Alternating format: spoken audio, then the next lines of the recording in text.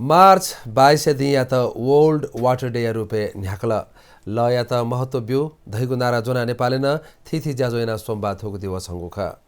लखे दुगु पर्यावरणीय सामाजिक व सांस्कृतिक महत्व खे ध्वाथुकीको नीति सोमबार ज्याजो गोसागुख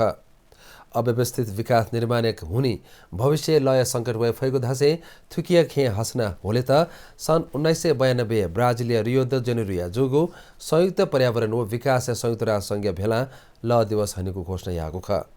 वयालिपा सन् 1993 से थोदी हनावया चंगुदु थिथि अध्ययन कथा पृथ्वी थ्यामथ्या पेवे सोब ल जाया चंगुदु तर थुकी मध्ये सोंगु बोजग ल तन्त योगुजु